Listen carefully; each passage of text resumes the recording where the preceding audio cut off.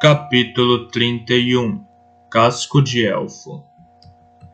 Existem algumas antigas profecias brancas que tratam da traição do catalisador. Colume, o branco, diz sobre este acontecimento. Pelo amor, ele é traído, e o seu amor traído também. Um escribe profeta menos conhecido, Gantz, o branco, fornece mais detalhes. O coração do catalisador é desnudo a alguém em quem ele confia. Toda confiança é dada e toda confiança é traída. O filho do catalisador é posto nas mãos dos seus inimigos por alguém cujo amor e lealdade estão acima de todas as dúvidas. As outras profecias são mais evasivas, mas em cada caso se infere que o catalisador é traído por alguém em quem confia implicitamente. No início da manhã, enquanto comíamos pedaços tostados de carne de coelho, Catrican e eu consultamos de novo seu mapa. Quase já não precisávamos fazê-lo de tão bem que o conhecíamos. No entanto, era algo que podíamos estender à nossa frente para onde podíamos apontar enquanto discutíamos as coisas. Catrican seguiu uma linha desbotada no pergaminho gasto. Teremos de regressar à coluna no círculo de pedra e então seguir a estrada do talento um pouco mais, até o nosso destino final, creio. Já tenho grande vontade de caminhar de novo por essa estrada, disse-lhe com honestidade. Não tenho grande vontade de caminhar de novo por esta estrada, disse-lhe com honestidade. Até caminhar ao lado dela me desagrada, mas suponho que não há como evitá-lo. Que eu saiba, não. Ela estava preocupada demais para oferecer muita compreensão. Olhei para a mulher. O cabelo louro, que reluzia em outros tempos, era uma curta trança desarrumada. O frio e o vento lhe haviam marcado o rosto, rachando seus lábios e gravando finas rugas nos cantos dos seus olhos e da boca, sem falar nas profundas rugas de preocupação que trazia na testa e entre os olhos. A sua roupa estava manchada pela viagem e poída. A rainha dos 6 ducados, nem como criada de quarto, seria achada satisfatória em Valdefeira. De súbito desejei ajudá-la. Não consegui pensar em nenhuma maneira de fazê-lo, por isso disse apenas: chegaremos lá e encontraremos veracidade. Ela ergueu os olhos para encontrar os meus, tentou colocar fé no olhar e na voz quando disse: sim, encontraremos. Ouvi apenas coragem. Havíamos desmontado e movido tantas vezes o acampamento que isso já não exigia quaisquer pensamentos. Nós nos movíamos como uma unidade, quase como uma única criatura, como um círculo, pensei comigo mesmo. Como alcateia, corrigiu-me olhos de noite. Veio empurrar a cabeça contra minha mão. Fiz uma pausa e cocei longamente as suas orelhas e a garganta. Ele fechou os olhos e jogou as orelhas para trás de prazer. Se a sua fé me obrigá-lo a me mandar embora, vou sentir muito saudade disso. Eu não vou deixar que isso aconteça. Acho que ela vai obrigá-lo a escolher. Eu me recuso a pensar nisso agora. Deitou-se de lado e então rolou, ficando de costas para que eu pudesse lhe coçar a barriga. Descobriu os dentes em um sorriso lupino. Você vive no agora e se recusa a pensar no que pode vir a acontecer. Mas eu me vejo sem conseguir pensar em muito mais do que pode vir a acontecer. Esses tempos têm sido bons para mim, irmão. Viver com outros, caçar juntos, partilhar comida. Mas a cadela uivadora tinha razão ontem à noite. Eu preciso filhotes para fazer uma alcateia. E o seu filhote? Não posso pensar nisso neste momento. Preciso pensar só no que tenho de fazer hoje para sobreviver, e em tudo o que tenho de fazer antes de poder ter a esperança de ir para casa. Fitz, está bem? Era Esporano, que viera me pegar pelo cotovelo e dar uma pequena sacudida. Olhei para ela, acordando do meu devaneio. A cadela uivadora. Tentei não sorrir. Estou ótimo. Estava com olhos de noite. Ela olhou para mim. Ela olhou para o lobo, e a vi lutando de novo para compreender o que nós partilhávamos. Então deixou o assunto de lado com uma encolhida de ombros. Pronto para partir? Se todos os outros estiverem? Parecem estar. Fui ajudar Catrican a carregar a última jepa. Olhei em volta em busca do bobo e o vi sentado em silêncio em cima da sua trouxa. A sua mão estava levemente pousada em um dos dragões de pedra e ele tinha uma expressão distante no rosto.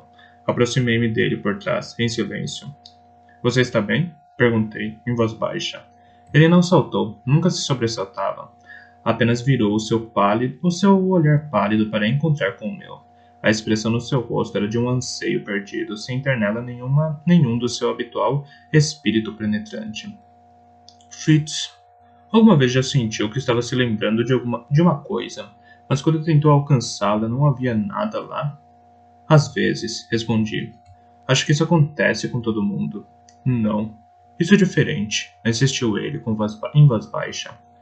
Desde que eu fiquei de pé naquela pedra anteontem e vislumbrei de repente o antigo mundo que existia aqui, não paro de ter estranhas meias recordações. Como ele, afagou gentilmente a cabeça do dragão, uma carícia diamante na cabeça reptiliana em forma de cunha. Quase consigo me lembrar de conhecê-lo. Fitou-me de súbito com um olhar suplicante. O que foi que você viu naquela época? Encolhi ligeiramente os ombros. Era como uma praça de mercado, com lojas em volta e gente exercendo seus ofícios. Um dia movimentado. Você me viu? Perguntou ele, num sussurro. Não tenho certeza. De repente me senti muito desconfortável falando sobre aquilo. Onde você estava, encontrava-se outra pessoa. Ela era como você, de certo modo. Não tinha cor e acho que se comportava como um lobo.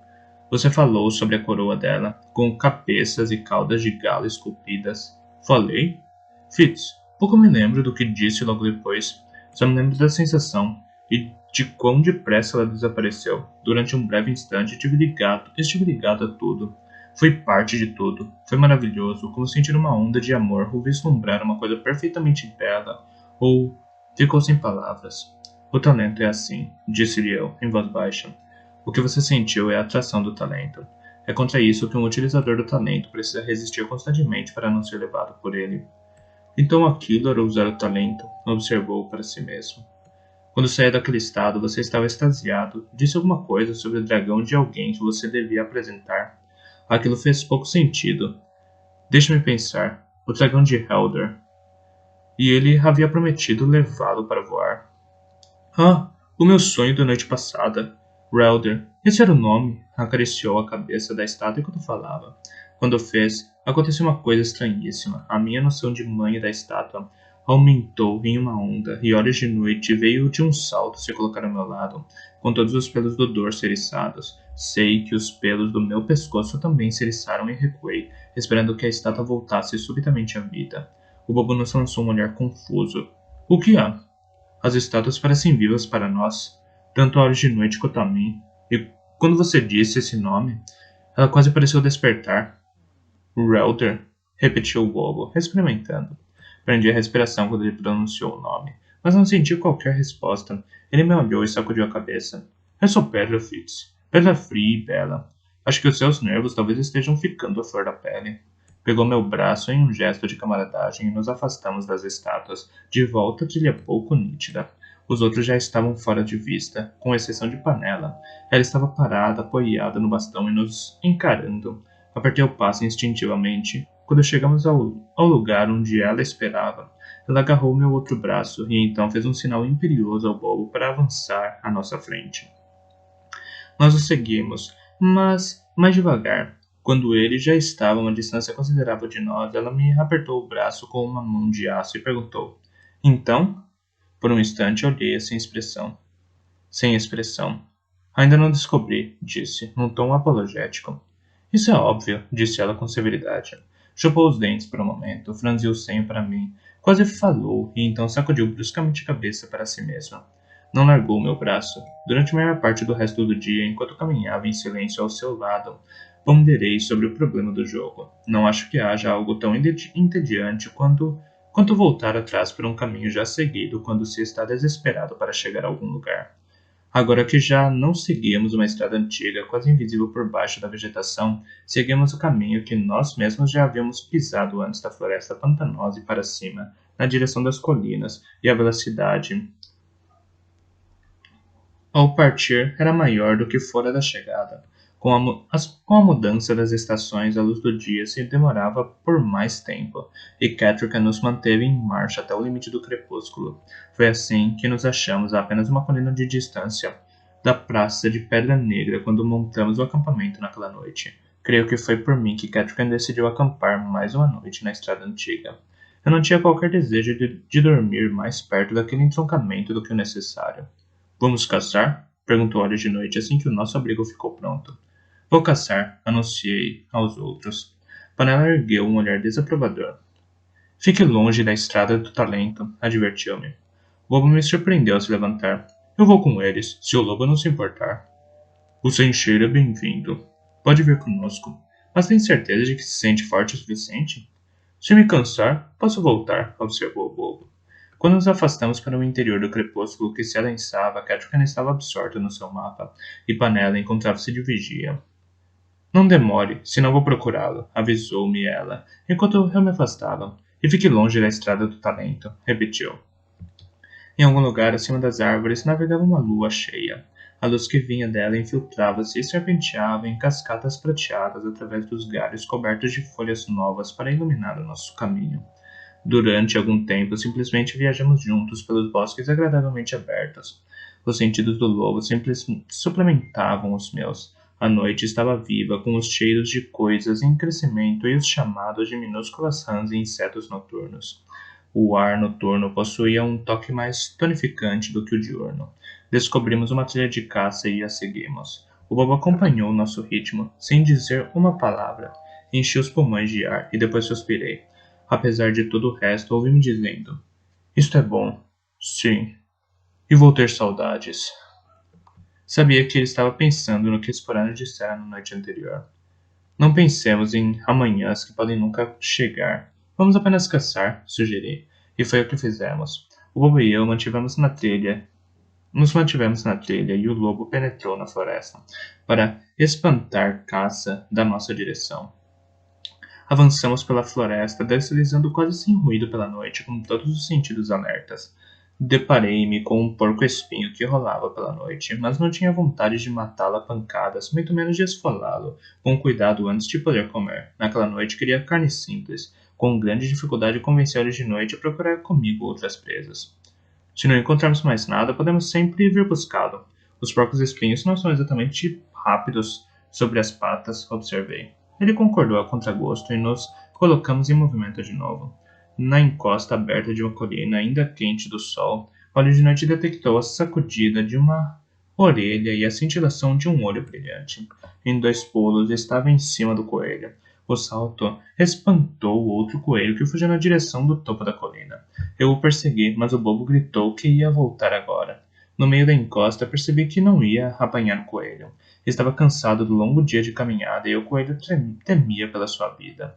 Quando eu cheguei ao topo da colina, ele não estava à vista. Parei, ofegando. O vento da noite movia-se depressa por entre as árvores. Senti um odor nele, ao mesmo tempo estranho e peculiarmente familiar. Não consegui identificá-lo, mas por entre as árvores... Não consegui identificá-lo, mas todas as conotações que ele trazia eram desagradáveis. Enquanto eu estava parado ali, de narinas abertas, tentando situá-lo, Olho de Noite correu em silêncio até mim. Fique pequeno, ordenou-me. Não parei para pensar, mas obedeci, agachando-me onde me encontrava e espreitando ao redor em busca de perigo. Não, fique pequeno na mente. Desta vez compreendi instantaneamente o que ele queria dizer, e ergui as muralhas de talento, em pânico. O seu olfato mais aguçado associara de pronto o leve odor no ar com o odor da roupa de emaranhado nos seus alforjes. Agachei-me, encolhendo-me o máximo que conseguia e reergui os limites em volta da minha mente, ao mesmo tempo que argumentava com a realidade que era praticamente impossível que ele estivesse ali. O medo pode ser um estímulo poderoso para a mente. De repente, compreendi o que devia ter sido óbvio desde o início. Não estávamos tão longe assim da praça, do entroncamento e do sinalizador negro que havia ali. Os símbolos esculpidos nas colunas sinalizadoras não indicavam apenas para onde levavam as estradas adjacentes, também indicavam para onde os sinalizadores podiam nos transportar. Onde quer que houvesse uma coluna, era possível para alguém ser transportado para a coluna seguinte. Da antiga cidade até qualquer uma das localizações marcadas, a distância não era mais do que um passo. Os 3 podiam estar a poucos passos de distância de mim naquele momento. Não.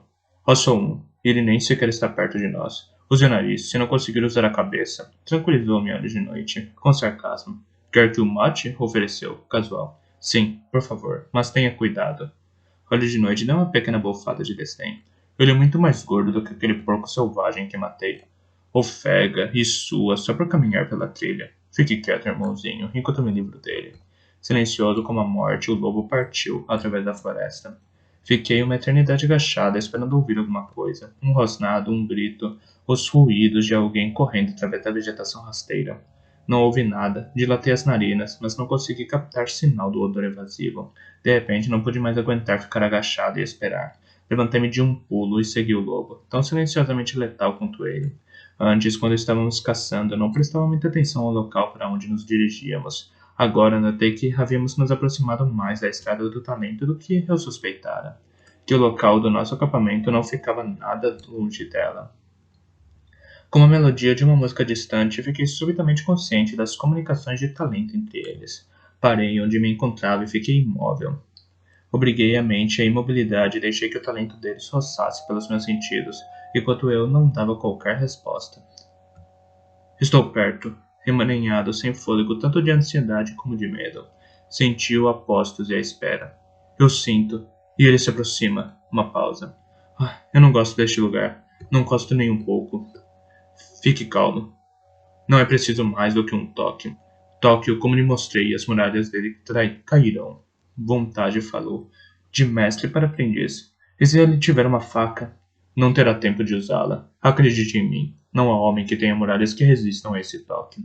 Eu lhe asseguro, tudo o que você precisa fazer é tocá-lo.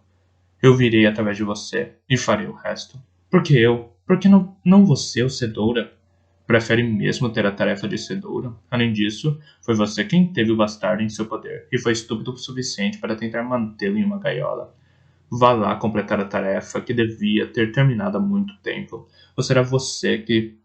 Ou será que você quer sentir de novo a ira do nosso rei? Senti ele emaranhado estremecer. Eu também tremi, pois o senti. Majestoso. Os pensamentos eram de vontade, mas de algum modo, em algum lugar, majestoso também os ouvia. Perguntei-me se emaranhado saberia tão claramente quanto eu que não importava se ele matasse o bastardo ou não. Majestoso teria prazer em lhe causar dor novamente. Que a recordação de torturá-lo era tão agradável que Majestoso já não conseguia pensar nele sem lhe ver à memória o quão completamente aquilo o saciaria. Por um breve momento. Fiquei contente por não ser emaranhado. Ali! Esse foi o bastardo! Encontre-o! Neste momento eu deveria ter morrido. Vontade me descobrira, encontrar um pensamento descuidado flutuando no ar. A minha breve compreensão para emaranhado fora o suficiente. Ele ladrou no meu rastro como um cão de caça. Apanho! Ouvi um momento de tensão suspensa. Meu coração saltava contra as minhas costelas quando enviei a manha para sondar tudo à minha volta. Nada maior do que um rato se encontrava por perto. Encontrei a luz de noite abaixo de mim na colina, movendo-se rápida e furtivamente. Contudo emaranhado, dissera que se aproximava de mim. Teria encontrado um modo de se proteger contra o sentido da manha? A ideia me enfraqueceu os joelhos. Em algum lugar, colina abaixo, ouvi o choque de um corpo através da vegetação rasteira e o grito de um homem. O lobo caíra sobre ele. Pensei. Não, irmão. Eu não. Quase não consegui compreender o pensamento do lobo. Cambaleei com um impacto de talento, mas não consegui detectar a sua fonte. Os meus sentidos se contradiziam, como se eu estivesse mergulhado em água e a sentisse como areia. Sem uma ideia clara do que fazia, saí em uma disparada trôpega, colina abaixo. Este não é ele. Este não é ele. Vontade em grande fúria e agitação. O que é isso? Quem é esse? Uma pausa de determinação. É aquela coisa bizarra. O bobo. Então uma vasta ira. Onde está o bastardo? Emaranhado, seu cretino desastrado. Entregou nós todos para ele? Mas não fui eu, e sim a hora de noite que investiu sobre emaranhado, mesmo a distância a que me encontrava. Conseguia ouvir os seus rosnados. Na floresta escura lá embaixo, um lobo lançou-se sobre emaranhado, e o guincho de talento que ele soltou ao ver aquelas mandíbulas vorazes que se aproximavam do seu rosto foi tal que vontade se distraiu. Nesse instante, eu ergui as muralhas e corri para ir me juntar ao meu lobo no ataque físico ao emaranhado. Estava destinado ao desapontamento. Eles estavam muito mais longe do que eu pensara. Nem sequer tive um vislumbre de emaranhado, exceto através dos olhos do lobo. Por mais gordo e desajeitado que Olhos de Noite julgasse emaranhado, ele mostrou ser um excelente corredor quando o lobo estava em seus calcanhares. Mesmo assim, Olhos de Noite eu teria derrubado se ele tivesse tido de correr um pouco mais. Com o primeiro salto, Olhos de Noite apanhou apenas o seu manto, quando emaranhado rodopiou. O segundo ataque rasgou calça e carne, mas emaranhado fugiu como se não estivesse ferido. Olhos de Noite o viu chegar ao limite da praça de pavimento negro e correr para a coluna, com uma mão estendida em uma súplica. A palma bateu na pedra brilhante e emaranhado desapareceu de repente do interior da coluna. O lobo fez força com as patas para parar. fazendo-as deslizar pela pedra escorregadia. Encolheu-se com receio da pedra vertical, como se emaranhado tivesse saltado para dentro das chamas de uma grande fogueira. Parou a um palmo da pedra, rosnando furiosamente, não só de raiva, mas com um medo selvagem. Eu soube de tudo isso, embora estivesse a uma encosta de distância, correndo e tropeçando na escuridão. De repente surgiu uma onda de talento. Não teve qualquer manifestação física, mas o seu impacto me atirou no chão e me tirou o fôlego. Deixa-me tonto, com os ouvidos unindo e impotentemente aberto a todos os que desejassem me possuir. Fiquei deitado ali, nauseado e atordoado. Talvez tenha sido isso que me salvou. O fato de que nesse momento eu não senti absolutamente nenhum vestígio de talento dentro de mim. Mas ouvi os outros. Não havia sentido no seu uso do talento, só um medo aterrorizado. Então desapareceram à distância, como se o próprio rio do talento os arrastasse para longe. Quase fui em busca deles, no meu espanto com o que sentia. Eles pareciam ter sido despedaçados em fragmentos. A sua desorientação minguante rebentou contra mim. Fechei os olhos. Então ouvi a voz de Panela chamando freneticamente pelo meu nome. O pânico tingia sua voz. Olhe de noite! Já estou a caminho. Alcance-me, disse o lobo com severidade. Fiz o que me foi ordenado. Eu estava arranhado e sujo e tinha uma perna das calças rasgada no joelho quando cheguei à tenda. Panela estava de pé do lado de fora à minha espera. A fogueira fora alimentada para servir de farol. Ao vê-las, as batidas do meu coração diminuíram um pouco. Quase acreditava que eles estivessem sendo atacados. O que há de errado? Perguntei enquanto corria até junto dela. O bobo, disse ela, e acrescentou. Ouvimos um alarido e corremos para fora. Então ouvi o lobo rosnando. Fomos na direção do som. E encontramos o bobo. Sacudiu a cabeça. Não tenho certeza do que lhe aconteceu. Comecei a passar por ela na direção da tenda, mas ela agarrou meu braço. Era surpreendentemente forte para uma velha. Parou-me para que eu a encarasse. Você foi atacado? Perguntou. De certo modo, contei-lhe rapidamente o que acontecera. Os seus olhos se arregalaram quando eu falei daquela onda de talento. Quando terminei, ela assentiu para si mesma, confirmando sombriamente as suas suspeitas. Eles tentaram alcançar você e no lugar apanharam o bobo. Ele não faz a menor ideia de como se proteger. Pelo que sei, eles ainda têm em seu poder. O quê? Como? Como perguntei, entorpecido. Lá atrás, na praça, vocês dois estiveram ligados pelo talento, ainda que brevemente, através da força da pele e da força de quem vocês são. Isso deixa uma espécie de caminho. Quanto mais frequentemente duas pessoas se ligam, mais forte ele se torna. Com frequência, transforma-se num vínculo, como um vínculo de círculo. Outros possuidores de talento conseguem ver esses vínculos se os procurarem. É frequente que sejam como portas dos fundos, entradas desprotegidas para a mente de um talentoso. Desta vez, no entanto, eu diria que encontraram o bobo em vez de você. A expressão do meu rosto a fez largar o meu braço. Entrei na tenda. Havia um minúsculo fogo ardendo no braseiro. Catherine estava ajoelhada ao lado do bobo, falando-lhe numa voz baixa e determinada. Esperança estava sentada imóvel nos seus cobertores, pálida e fitando, enquanto o lobo percorria incansavelmente o interior, apinhado da tenda. Ainda tinha os pelos bem eriçados. Fui rapidamente me ajoelhar junto ao bobo. Ao primeiro vislumbre que tive dele, recuei. Esperara vê-lo deitado em uma inconsciência flácida, mas em vez disso, ele estava rígido, com os olhos abertos e aos saltos, como se estivesse observando algum terrível combate que nós não podíamos testemunhar. Toquei no seu braço. A rigidez dos músculos e a frieza do seu corpo me lembraram um cadáver. Bobo? Perguntei. Ele não deu qualquer sinal de ter me ouvido. Bobo! Gritei mais alto e me debrucei sobre ele. Sacudi-o, a princípio ligeiramente, e então com mais violência. Não fez efeito. Toque-o e contate-o pelo talento. Instruiu-me bruscamente Panela. Mas tenha cuidado, se ainda o tiverem, você também estará se colocando em risco. Envergonha-me dizer que congelei por um momento. Por mais que gostasse do bobo, ainda temia a vontade. Por fim, estendi a mão, um segundo e uma eternidade mais tarde, para colocá-la na sua testa. Não tenha medo, disse-me Panela, inutilmente. E depois acrescentou algo que quase me paralisou. Se eles ainda o têm e o controlam, é só questão de tempo até usarem a ligação entre vocês para também o levarem. A sua única chance é enfrentá-los de dentro da mente dele. Ela colocou a mão no meu ombro e por um momento arrepiante foi a mão de sagaz no meu ombro, sugando de mim a força de talento. Então ela me deu uma palmadinha reconfortante. Fechei os olhos, senti a testa do bobo sob minha mão. Baixei as muralhas de talento. O rio de talento corria em cheia e eu caí nele. Um momento para obter orientação. Passei por um instante de terror quando detectei vontade emaranhado nos limites da minha percepção. Estavam em uma grande agitação a respeito de alguma coisa. Afastei-me deles como se estivesse roçando em um forno quente e estreitei o meu foco. O bobo, sou o bobo. Procurei-o, quase o encontrei.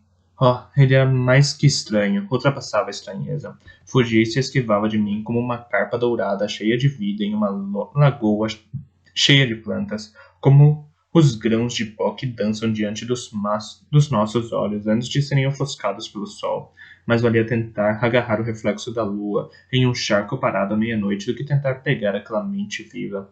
Percebia sua beleza e o seu poder nos mais breves clarões de discernimento. Em um momento compreendia e me maravilhava com tudo o que ele era, e no segundo esquecera todo esse entendimento. Então, com um discernimento digno do jogo das pedras, soube o que fazer. Em vez de tentar apanhá-lo, cerquei-o. Não fiz qualquer esforço para invadir ou capturar, mas apenas para acabar tudo o que via dele e mantê-lo separado do mal. Aquilo me lembrava a época em que aprendera a usar o talento. Veracidade fizera aquilo comigo com frequência, ajudando-me a conter quanto a corrente de talento ameaçava me espalhar pelo mundo. Equilibrei o bobo, enquanto ele se recompunha e voltava a ser ele mesmo. De repente, senti uma mão fria no pulso.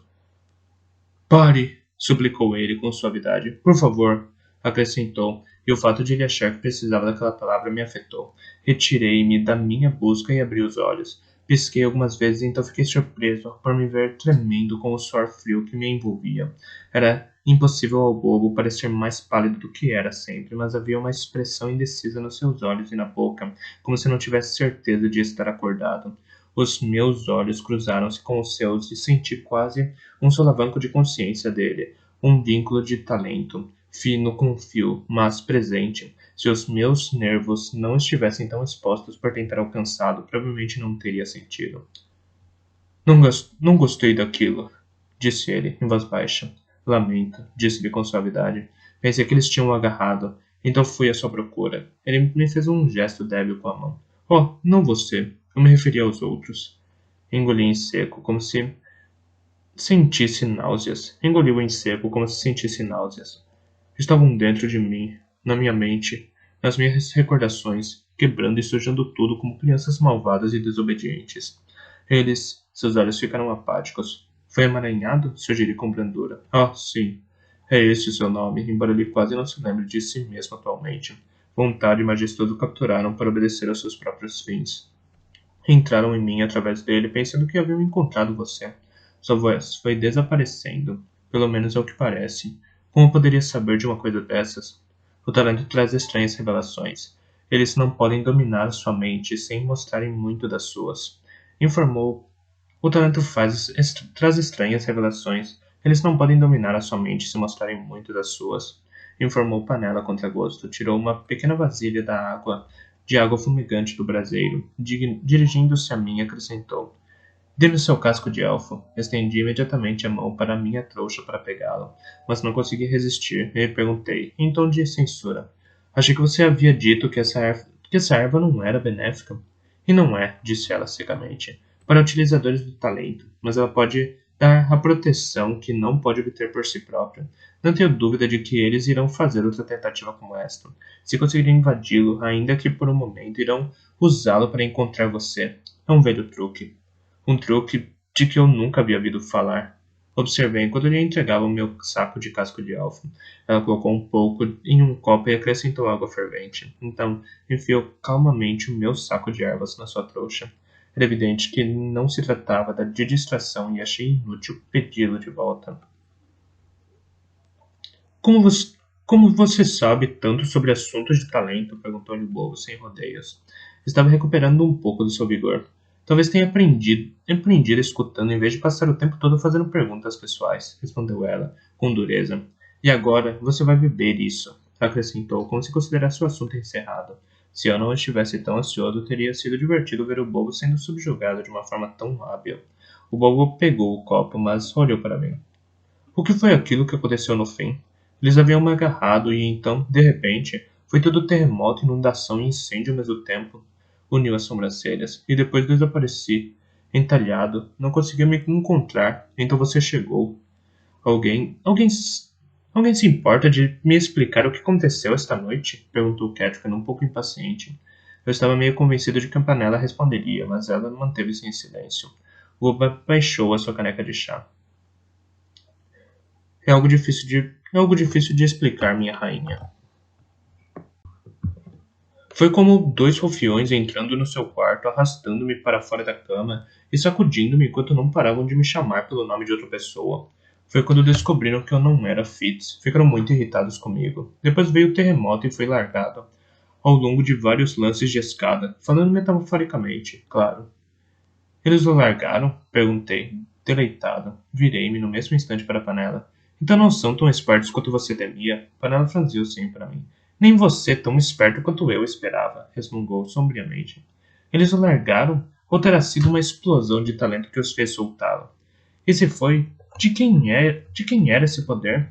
De veracidade, eu disse, com súbita certeza. A compreensão tomou conta de mim. Eles também atacaram veracidade esta noite. E eles derrotou. Do que você está falando? Perguntou Catherine com a sua voz de rainha. Quem atacou o meu rei? Que conhecimento sobre esses outros que atacam o bobo tem panela? Nenhum conhecimento pessoal, minha senhora, posso garantir, declarei apressadamente. Oh, cale a boca, vociferou Panela. Minha rainha, eu tenho conhecimento de erudito, por assim dizer, de alguém que estudou, mas nada pode fazer. Desde que profeta e catalisador se juntaram naquele momento na praça, teme que pudessem partilhar de um vínculo que os utilizadores do talento podiam usar contra eles. Mas ou o círculo não sabe disso, ou então houve alguma coisa que os distraiu esta noite. Talvez a onda de talento de que Fitz falou. Esta onda de talento. Acredito que foi obra de veracidade. A expressão de Catherine tornou-se rápida de súbito, e as suas cores ficaram mais vivas. Somente ele sente. Somente dele sente uma força assim, disse-lhe. Então ele está vivo, disse ela em voz baixa. Está vivo. Talvez, disse Panela com amargura. Criar uma explosão de talento como aquela pode matar um homem. E pode não ter sido veracidade. Pode ter sido um esforço fracassado por parte de vontade e majestoso para apanhar Fitz. Não, eu lhe disse. A explosão os espalhou como palha ao vento. Eu lhe disse. Eles podem ter destruído e tentaram matá-lo. Achei que Catherine a repreenderia, mas tanto ela como a Esporana fitavam de olhos arregalados, atônitas com a súbita afirmação de conhecimento sobre o talento que Panela possuía. Que gentil da sua parte vocês terem me prevenido tão bem, disse o bobo com uma cortesia mordaz. Eu não sabia, comecei a protestar, mas uma vez mais Panela passou por cima de mim. De nada teria servido avisá-lo, exceto para deixar sua mente concentrada no assunto. Podemos fazer essa comparação. Foram necessários os esforços de todos nós para manter Fitz concentrado e são na estrada do talento. Ele nunca teria sobrevivido à viagem até a cidade se os seus sentidos não tivessem sido primeiro entorpecidos com o casco de elfo. Mas estes outros viajaram pela estrada e usam os sinalizadores de talento à vontade. É óbvio que a sua força se sobrepõe em muito à de Fitz. Ah, o que fazer? O que fazer? Ninguém respondeu àquele questionamento. Ela ergueu repentinamente os olhos acusadores para o bobo e para mim. Isso não pode estar certo, simplesmente não pode estar certo. O profeta e o catalisador. E vocês são um pouco mais do que garotos, ainda de virilidade imatura, sem treino no talento, cheios de travessuras e angústias de amor. E são estes os que foram enviados para salvar o mundo? O bobo e eu trocamos olhares, e eu vi respirando fundo para responder ela. Porém, nesse momento, Esperana estalou os dedos. E é isso que faz a canção, exclamou de repente, com o rosto transfigurado de júbilo. Não será uma canção de força heróica e guerreiros de músculos poderosos. Não, uma canção sobre duas pessoas agraciadas apenas com a força da amizade, cada um possuído de uma lealdade a um rei que não podia ser negada. E isso no refrão, ainda de virilidade imatura. Alguma coisa. Ah, o bobo apanhou meu olhar, olhou de forma significativa para baixo. Virilidade imatura? Eu realmente devia ter lhe mostrado, disse em voz baixa. E apesar de tudo, apesar até do olhar carrancudo da minha rainha, caí na gargalhada. Oh, pare com isso! Repreendeu-nos Panela com tamanho desânimo na voz que fiquei sério de imediato. Não é hora nem para canções, nem para velhacarias. Será que vocês dois são tolos demais para verem o perigo em que se encontram? O perigo em que colocam todos nós com a sua vulnerabilidade? Observei enquanto ela tirava com relutância o meu casco de elfo da trouxa de novo e o colocava na chaleira para ferver. É a única coisa que consigo pensar em fazer, desculpou-se a Catherine. Que coisa é esta? Perguntou esta. Drogar pelo menos o bobo com o casco de elfo. Isso era deixá-lo surdo a eles e esconderá deles os seus pensamentos. O casco de elfo não funciona assim, objetei com indignação. Ah, não? Panela virou-se ferozmente contra mim. Então por que é tradicionalmente usada há anos precisamente para este fim? Dado a um bastardo real jovem o bastante, podia destruir qualquer potencial que eles pudessem ter para usar o talento. Isso era feito com bastante frequência. Sacudi a cabeça em um desafio.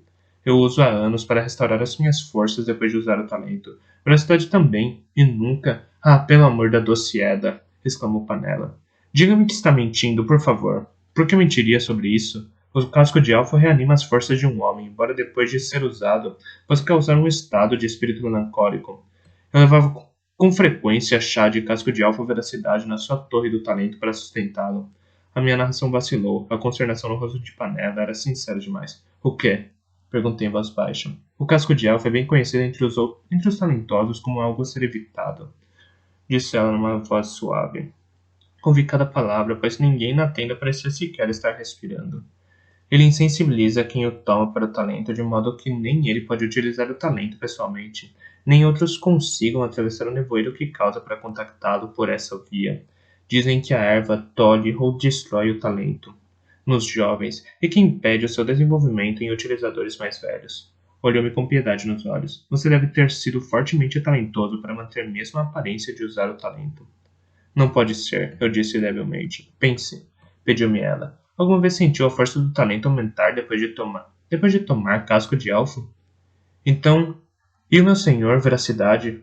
Então, e o meu senhor veracidade? Perguntou de súbito Catherine. Panela encolheu relutantemente os ombros, virou-se para mim. Quando ele começou a usá-lo, foi difícil concentrar minha mente nas suas palavras. Tantas coisas se encontravam de repente, sob uma luz diferente. O casco de elfo sempre me limpara a cabeça da dor que um uso pesado do talento trazia, mas eu nunca tentara usá-lo imediatamente depois de ter ingerido o casco de elfo. Sabia que veracidade tentara, mas não sabia com que sucesso. A minha capacidade errática para o talento podia ter sido devido ao uso do casco de elfo. A imensa consciência de que o Breu cometera um erro ao dá-la veracidade e a mim foi como um raio. Breu cometer um erro, de algum modo, nunca me correra que Breu pudesse estar errado ou enganado. Breu era o meu mestre. Breu lia e estudava e conhecia todas as antigas tradições, contudo nunca fora ensinado a usar talento. Bastardo. Como eu nunca fui ensinado a usar o talento. Fites cavalaria, a ordem de Catherine me sobressaltou de volta para mim. Pelo que sei, Veracidade começou a usá-lo nos primeiros anos da guerra, quando era o único utilizador do talento a se interpor entre nós e os navios vermelhos. Creio que ele nunca usara o talento tão intensamente como naquela época, nem ficara tão exausto por isso. Então Breu começou a lhe dar casco de elfo para que mantivesse suas forças. Panela piscou algumas vezes para mim. Sem ter usado, o talento não se desenvolve, disse, quase para si mesmo. Usado, cresce e começa a se afirmar. E aprendemos, quase por instinto, os muitos usos em que podemos empregá-los. Dei por mim, respondendo às suas palavras brandas com um leve aceno de cabeça. Seus olhos idosos ergueram-se de súbito ao encontro dos meus. Falou sem reservas. O mais provável é que vocês dois estejam atrofiados pelo casco de elfo. Veracidade, como homem feito, pode ter se recuperado, pode ter visto seu talento crescer no tempo que passou longe da erva. Assim como parece ter acontecido com você, ele certamente parece ter dominado a história sozinho. Suspirou. Mas eu suspeito que estes outros não a usaram, e as suas capacidades e uso do talento cresceram e deixaram as suas para trás, de modo que agora tem uma escolha, Fites Cavalaria, e só você pode fazê-la. O bobo nada tem a perder com o uso da droga. Ele não é capaz de usar o talento e, ao ingeri-la, pode evitar que o círculo volte a encontrá-lo. Mas você, eu posso lhe dar isto, e isto irá insensibilizá-lo para o talento. Será mais difícil para eles o alcançarem e muito mais difícil para você alcançar alguém. Pode ficar mais seguro dessa forma. mas estará mais uma vez contrariando as suas capacidades. Uma quantidade suficiente de casco de elfo pode matá-las por completo. É só você e só você pode escolher. Baixei os olhos para as mãos. Então os ergui para o bobo. Mais uma vez os nossos olhares se encontraram. Tateei hesitantemente na direção dele com o meu talento. Nada senti. Talvez fosse apenas as minhas aptidões erráticas me iludindo outra vez. Contudo, parecia provável que Panelas tivesse razão. O casco de elfo que o bobo acabara de beber o insensibilizara para mim. Enquanto Panela falara, ela estivera ocupada tirando a chaleira do fogo. O bobo lhe estendeu o copo sem uma palavra. Ela lhe deu mais uma pitada da casca amarga e voltou a encher o copo de água. Depois olhou para mim numa espera silenciosa. Eu olhei para os rostos que me observavam, mas não encontrei ajuda ali. Tirei uma caneca da pilha de louça. Vi a velha face de Panela escurecer e os seus lábios se apertarem, mas ela não me disse nada. Apenas estendeu a mão para a bolsa de casco de elfo, mexendo os dedos para chegar ao fundo, onde a casca se esmagara, até se transformar em pó. Olhei para a caneca vazia à espera. Lancei de novo um olhar para ela. Você disse que a explosão de talento pode tê-los destruído? Panela sacudiu lentamente a cabeça. Não é algo com que se possa contar. Não havia nada com que eu pudesse contar, nada que fosse certo. Então larguei a caneca e me arrastei até os meus cobertores. Fiquei tremendamente cansado de repente e assustado. Sabia que vontade estava lá, em algum lugar, à minha procura, e podia me esconder no casco de elfo, mas isso poderia não ser o suficiente para afastá-lo. Poderia apenas enfraquecer contra ele as minhas defesas já prejudicadas. Abruptamente, soube que não iria dormir nada naquela noite. Eu fico de vigia, disse, e me levantei de novo. Ele não devia ficar sozinho, disse Panela, num tom rabugento. O lobo ficará de vigia com ele, disse Catherine com confiança. Ele pode ajudar Fitz contra este círculo desleal como ninguém mais pode. Perguntei-me como ela sabia aquilo, mas não me atrevi a perguntar. Em vez disso, peguei o manto e fui para fora, para junto da fogueira que se apagava de vigia e à espera como um homem condenado.